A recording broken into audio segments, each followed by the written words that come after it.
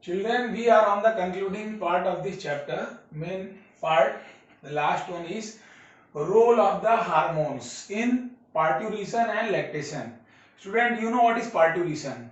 Parturition is expulsion of the fetus from the uterus.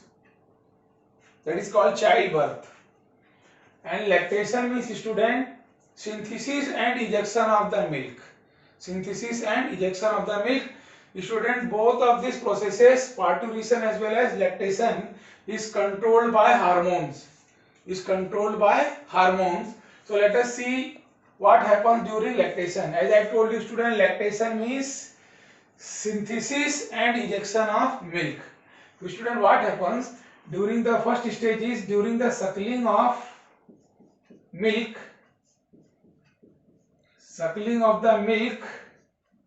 by infants.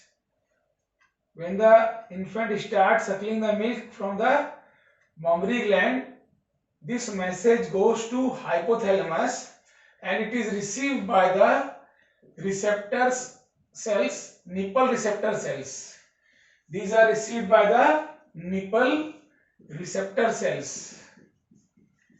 Nipple receptor cells present in the hypothalamus get stimulated, and so hypothalamus release PRLH, student, very important hormone, prolactin releasing hormone. PRLH, prolactin releasing hormone. And so this prolactin releasing hormone secreted by hypothalamus will stimulate pituitary gland. This is pituitary gland to release prolactin hormone and oxytocin both. Now what are the roles of this prolactin? Prolactin role is synthesis of milk in the mammary gland, and oxytocin role is, actually oxytocin causes both the uterus to contract, and at that same time there is compression of alveoli in the mammary glands. Alveolar cells are filled with the milk. So oxytocin causes the contraction of uterus, at the same time compression of the alveoli in the mammary gland.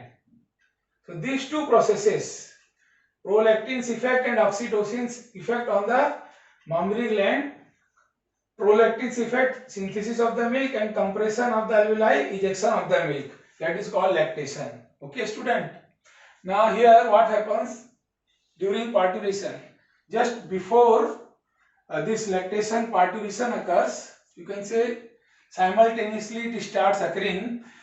Parturition is controlled by two hormones, relaxin and oxytocin. Again student, relaxin, it causes dilation of the cervix. Relaxin causes dilation.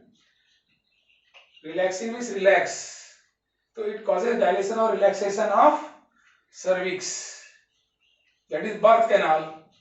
And oxytocin causes uterine wall or uterus to contract, isn't it? Oxytocin causes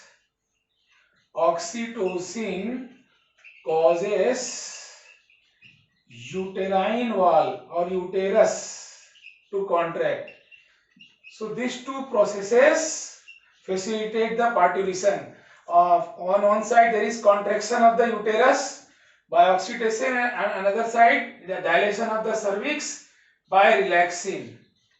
So these two gives the way for outcoming fetus. And there is one more change occurring during this hormonal secretion, that is placenta gets separated and reduced. That is called afterbirth. Placenta gets, two things happen, separation and reduction in the size of placenta. That is called placental changes or afterbirth. Placental changes or That stage is called after birth, isn't it? So during placental changes or after birth, what happens, student? This placenta, they get separated and reduced in size, atrophied, isn't it? So all these are the role of hormones. Student, while learning this chapter, you correlate the lines with the conceptual diagram. The best way of learning this chapter is, or any conceptual chapter of biology is, correlate the lines of your text as well as your notes with these keywords of the diagram, concepts of the diagram. So correlate the lines of your notes and text with all these keywords. So in this way, student, we complete our this human reproduction chapter. Main topics are covered in this chapter. Thank you.